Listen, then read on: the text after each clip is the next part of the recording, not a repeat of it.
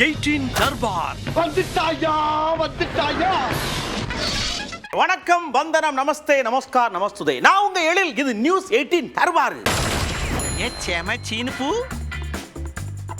அங்கங்க சுவான மழை பேஞ்சுக்கிட்டே இருக்கு. என்னடா சென்னையா காணோம் அப்படின்னு சொல்லிட்டு எல்லாரும் தேடுவாங்க. தண்ணி அப்படி கிடக்கு பாருங்க. ஒரு ஏரியாவில் தண்ணி நிறைஞ்சு வழிஞ்சு ஓடுது. இது அங்க இருக்கக்கூடிய ஏரியா இப்ப ஏரி இல்லை, ஆனா இப்ப ஏரியா இருக்கு அப்படின்னு மாத்தி மாத்தி சொல்லுதாங்க.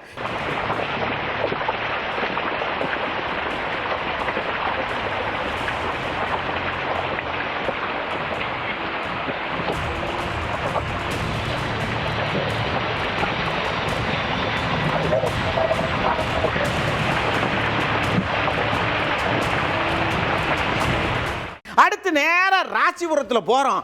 நான் ஏன்னா நமக்கு அங்க ஆச்சரியம் ஒன்று காத்து கிடக்கல. என்னென்ன கொற்ற மழையிலையும் விடாம வேலை வாக்காக மக்கள். என்ன வேலைன்னு தெரியுமா? கட்டடம் கட்டுற வேலை.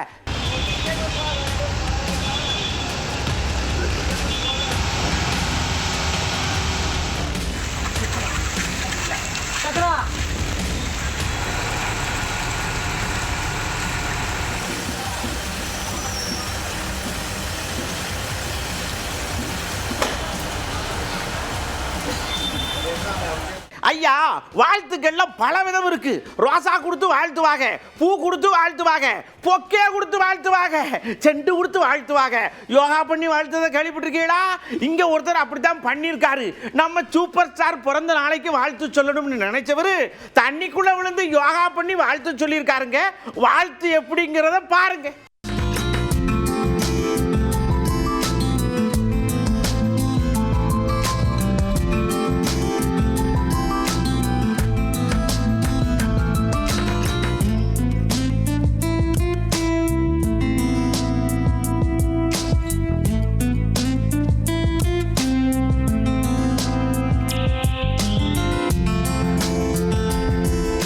வண்டி வாங்குதானுங்களா, அதுல சைலன்சரை கலட்டிட்டு வேற சைலன்சரை போட்டு அப்படின்னு சவுண்டு வருது. காது கிழிக்குது. பார்த்துச்சு காவல்துறை. எல்லா சைலன்சரையும் மடக்கு மடக்கு மடக்கு மடக்குன்னு புடுங்கி ரோட்ல ஓட்டு ரோலரை வச்சு நல்லா தேய்ச்சி சப்பாத்தி கட்டை மாதிரி இருந்ததை பூரா சப்பலா கட்டை ஆக்கி போடுச்சு.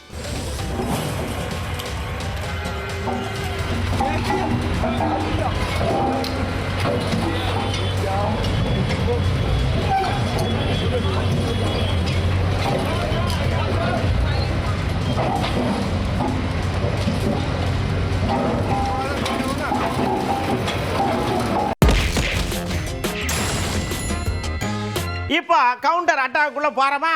நம்ம அண்ணாமலை அண்ணாச்சி அங்கே நின்றுட்டு இருந்தாங்க. அண்ணாச்சி கூப்பிட்டு ஒன்று சொன்னாங்க. இங்கே திமுக ஆட்சி வந்துச்சுல, வந்ததுக்கப்புறம் ஒன்றும் சரியில்லை. வந்ததுக்கப்புறம் 10 வருஷத்துக்கு பின்னாடி தமிழ்நாடு போயிருச்சு. இனி நாங்கள் தான் கெட்டி இழுத்து கொண்டாருன்னு 2026ங்கிற மாதிரி ஒரு ஆர்வத்தை அள்ளி விட்டுருக்காரு அண்ணாச்சி. ஆரம்பமே சரியில்லாமல் இருக்கும் பொழுது இன்னும் 3 ஆண்டுகள் கழித்ததை பார்க்கும் பொழுது நீங்க பாருங்க, கடன் மட்டும் எவ்வளவு வாங்கியிருக்கோம் பாருங்கண்ணா. 2022-23க்கான கடன் பாருங்க, 90,000 கோடி ரூபாய், 90,481 கோடி ரூபாய். 2022-23 2018 நம்முடைய ஸ்டேட் ஜிடிபிக்கு கடன் வந்து 22%. 2022-23 அது 29% போயிடுச்சு. இன்னைக்கு மத்திய அரசுடைய சீலிங் லிமிட்ல தமிழக அரசு இருக்கு. அதனால் தமிழகத்தில் நாங்கள் தொடர்ந்து குற்றச்சாட்டுவது, மாநில அரசினுடைய நிதி நிலைமை அதல பாதாளத்தில் இருக்கு. இவர்களை நம்பி எந்த ஆக்கப்பூர்வமான வேலையும் பண்ண முடியாது. அதனால தான் ஸ்கூல் ஒழுகுது, அதனால தான் ரோடு போடாமல் இருக்கிறாங்க, அதனால தான் மருத்துவமனையில் லைட்டு போட்டு கேண்டில் லைட்டில் செவிலியர் பிரசவம் பார்க்குறாங்க, அதனால தான் மருத்துவமனையில் நேற்று நர்ஸு ஒரு செவிலியர் ஆப்ரேஷன் பண்ண போய் ஒருத்தவங்க இறந்துட்டாங்கிற குற்றச்சாட்டு. தினமும் தமிழக அரசு மருத்துவமனையில் ஒரு பிரச்சனை வெளியே வருதுன்னா என்ன அர்த்தம்? இவர்கள் தமிழகத்தை சரியான முறையில் வழி நடத்தல. சிஏஜி ஆய்வறிக்கை சொல்லுது. அது தினமும் கூட உங்க டிவியில நீங்க ஒரு இஷ்யூவா போடுறீங்க அப்படிங்கறத என் குற்றச்சாட்டு. இதுக்கு கவுண்டர் கொடுக்கிற நம்ம டிஆர்பி ஐயா வந்து, என்னையா நீங்க இப்படி பேசுறீங்க? 10 வருஷத்துக்கு பின்னாடி இருந்ததை கஷ்டப்பட்டு இழுத்து முன்னாடி கொண்டு வந்து விட்டா தப்பு தப்பா பேசுகளையா? நல்லா பாருங்க, முழிச்சு முன்ன இருக்கா பின்ன இருக்கா அப்படின்னு சொல்லி அண்ணாச்சி இன்னொரு விஷயத்தை அடிச்சு போட்டிருக்காரு. இந்த அறிக்கை பின்னோக்கிலாம் போல 10 வருஷமா பின்னோக்கி போயிட்டு இருந்த தமிழகத்தை இன்று முன்னோக்கி இன்னும் முன்னுக்கு செலுத்தி அத்தனை ஆண்டு காலம் அந்த பின்னுக்கு செலுத்தியதெல்லாம் நெகேட் பண்ணி அதெல்லாம் சரி கட்டி அதற்கப்புறம் கோவிடோட அந்த சூழல், அதிமுக ஒட்டுமொத்த கஜானாவையும் சூறையாடி வைத்திருந்த அந்த சூழல் எல்லாத்தையும் தாண்டி 3-4 வருஷத்துல இவ்வளோ பெரிய வளர்ச்சியை நல்லா சிந்திச்சு பாரு. தயவு செஞ்சு யாரை ஒரு நல்ல ஒரே விஷயமா சிந்திச்சு பாருங்க. ஏங்க நிறைய நேரங்களில் புதுசா எல்லாம் முளைக்கும். சடக்குன்னு ஒரு புயல் காத்து வரும், வந்த உடனே எல்லாம் பணம் காணாம போயிடும். அந்த புயல் காத்து திமுக, நான் சொன்ன மற்ற விஷயங்கள்லாம் மற்ற உதிரி கட்சிகள் அப்படின்னு எதுகை மோனை பிளஸ் விளக்கத்தோட சொல்லியிருக்காருல.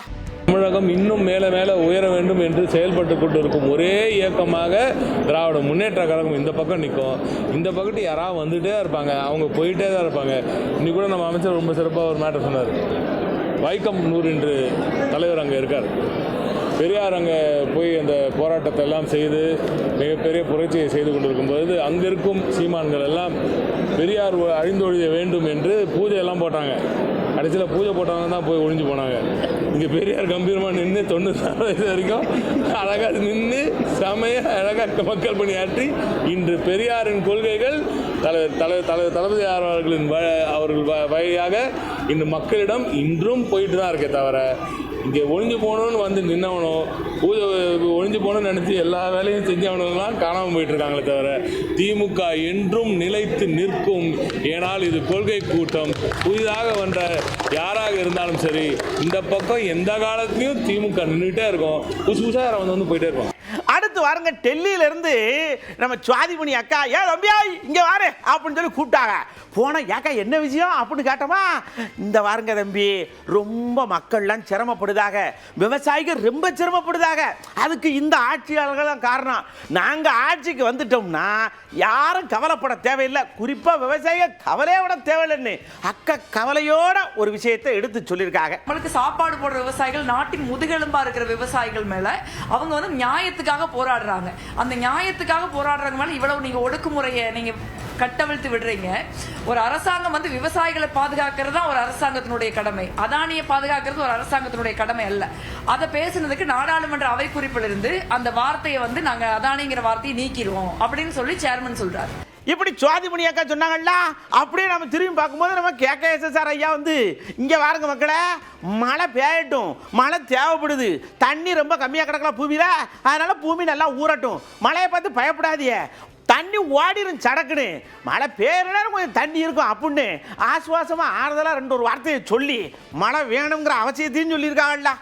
தமிழ்நாட்டை பொறுத்தளவுக்கு மழை தேவை இருக்கிறது. அந்த தேவையின் அடிப்படையில் மழை வேண்டும் என்று நினைக்கிறோம். மழை அதிகமாக பெய்தால் அதை சமாளிக்கக்கூடிய அந்த தைரியம் இந்த அரசாங்கத்துக்கு இருக்கிறது. இந்த அரசாங்கம் நம்முடைய முதலமைச்சர் அவர்கள் தகுந்த முன்னெச்சரிக்கை நடவடிக்கை எடுத்துக்கொண்டிருக்கிறார்கள். ஆகவே யாரும் இதை பற்றி இந்த மழைக்காக பயப்பட வேண்டிய அவசியம் இல்லை. முன்னேற்பாடுகள் என்ன, அங்கெங்கேயும் வந்து எங்கெங்கேயும் மழை அதிகமாக பெய்யுமோ அங்கே பூராமே சென்டர்ஸ் நாங்கள் ரெடி பண்ணிடுவோம். கலெக்டர் வந்து நமக்கு மழை பெஞ்சால் துரிதப்படுத்துகிறோம். அங்கங்கே சம்மந்தப்பட்ட அதிகாரிகள்லாம் அந்தந்த ஏரியாவில் இருக்க யூனியனில் இருக்க அதிகாரிகள், பிடிஓக்கள், சம்மந்தப்பட்ட அதிகாரிகள் அவங்கவுங்க வேலை, WRD நீர்வளத்துறை அதிகாரிகள், IAS அதிகாரிகள்லாம் அவங்கவுங்க துறையில் அதனால் பாதிப்பு வந்தால் அந்த பாதிப்பை சரி கட்டு வைக்க வேண்டிய அந்த பணிகளை அவர்கள் செய்கிறார்கள். பணிகள் தொடர்ந்து அரசாங்கத்தோட கவனிப்பு, முதலமைச்சரோட கவனிப்போடு நடந்து கொண்டிருக்கிறது. ஏங்க சீனா, அமெரிக்கா, பின்லாந்து அவங்க தான் அழகிய உலகத்தில் அட்டகாசம் பண்ணுவாங்களா, நாங்களும் பண்ணுவோம்னு திருவண்ணாமலையில் நம்மளை கூட்டாளா. பாருங்க, தீபத்துக்கு எப்படி கொப்பரையை தூக்கிட்டு மலை மேலே ஏறுறோங்கிறத இதை மாதிரி ஒரு அழகான விஷயம் கிடைக்குமா அப்படின்னு நம்ம சொல்லும் போது நமக்கு அப்படியே புல் அரிக்குது.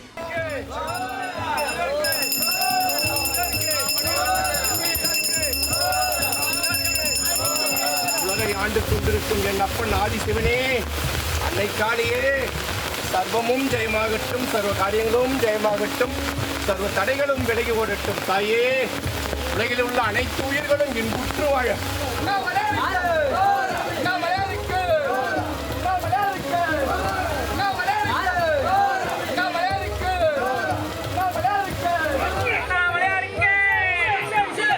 ஒரு 10 யானை குட்டி என்ன பண்ணியிருக்கு, ராத்திரி பூரா தண்ணி குடிக்க போயிருக்கு. சதக்குன்னு விழுந்துருச்சுங்க உள்ள, எந்திக்க முடியல. ஏன்னா தும்பிக்கையெல்லாம் சின்னதாக இருக்கும்ல, பிடிச்சி எந்திக்க முடியல. இதை கேள்விப்பட்ட அக்கம்பத்துக்காரர் சேரவெல்லாம் வாங்க யானையை காப்பாற்றணும் போய் காப்பாற்றி வெளியில் விட்டுருக்காங்க. யானையெல்லாம் சந்தோஷத்தோட ஐயா வெளியில இருந்து வந்த உடனே எனக்கு சொர்க்கமா இருக்கேன்னு சொல்லி நன்றி சொல்லிட்டு போயிருக்கிற பார்த்துக்கங்க.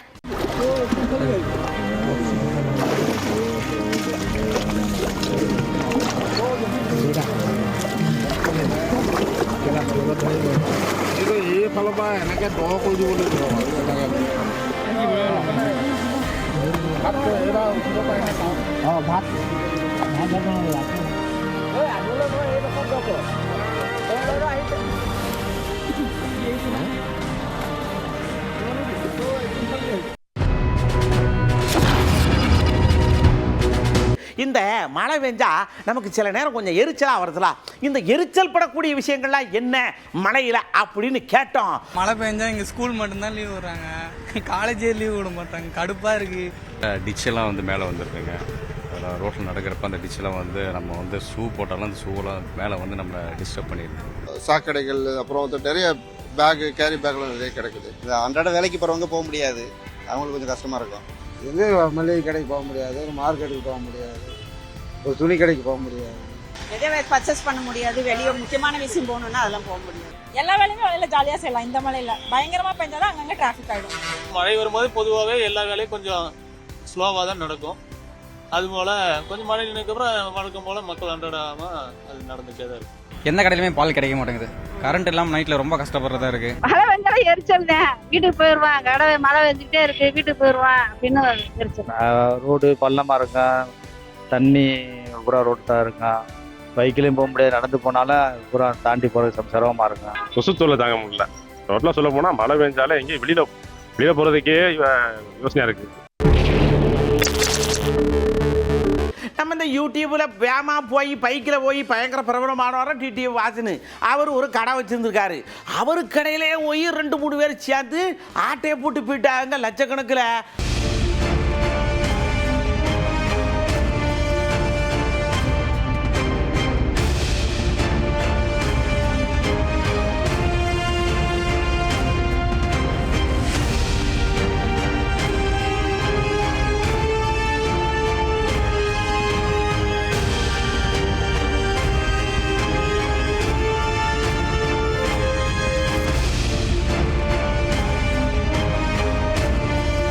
கர்நாடகத்தில் ஒருத்தர் என்ன பண்ணிருக்கார், காலையில் வாக்கிங் போயிருக்கார். அங்கே இந்த மழை நீர் இந்த கால்வாயெல்லாம் இது பண்ணிட்டு இந்த கம்பி என்ன செஞ்சா சரியாக வெட்டாமல் போயிருக்காங்க. நடந்து போனவர் தடிக்கு விழுந்து அந்த கம்பியில் விழுந்திருக்காரு. கம்பி ஊற சதக்கு போய் இங்கே குத்திக்கிருச்சு. பார்த்து போங்க நடந்து உறவுங்க. அதே நேரத்தில் வேலை செய்யுதுங்க, முழிச்சும் செஞ்சு வச்சுட்டு போங்கண்ணே.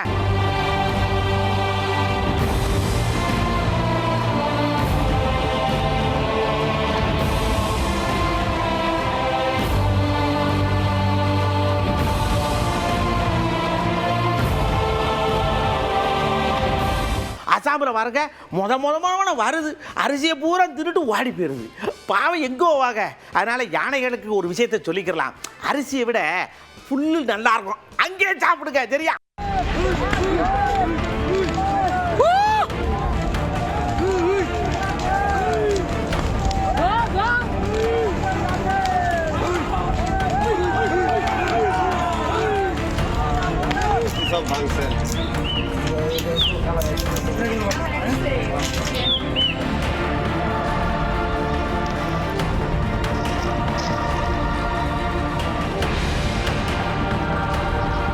இப்போ மழை பேஞ்சிக்கிட்டே இருக்கு. தர்பாரில் அப்படியே சேர்ந்து கூட்டி பிறகு எடுத்து வந்து கொடுத்தாங்க. பார்த்து என்ஜாய் பண்ணிடலாம். மழை அங்கங்கே பெய்யுது. தயவு செஞ்சு வண்டி ஓட்டும் போது மெல்லமாக ஓட்டுங்க. பல பேர் இன்னும் அந்த போகிற மாதிரியே போறிய, வலிக்கு விழுந்தா என்ன ஆகணும்னு தெரியாது. பல பேர் இந்த வண்டிக்கு பின்னாடி ரெயின் கார்டுன்னு ஒன்று இருக்குது, தயவு செஞ்சு அதை வாங்கி மாட்டுங்க. இல்லைன்னா நீங்கள் முன்னாடி போறீங்க, பின்னாடி வர்றவன் சட்டை ஊரம் கரேர்னு ஆயிடுது, வம்பா போகுது. தயவு செஞ்சு அந்த ரெயின் கார்டை வாங்கி மாட்டுங்கண்ணே. அடுத்த தர்பாரில் நிறைய விஷயத்தோடு வந்து உங்களை சந்திக்க. அது வரைக்கும் உங்களிடமிருந்து அன்போடு விடைபெற்றுக் கொள்வது உங்கள் அன்பு நண்பன்களில். வணக்கம் மக்களே. 18 தர்பார் வந்துட்டாயா.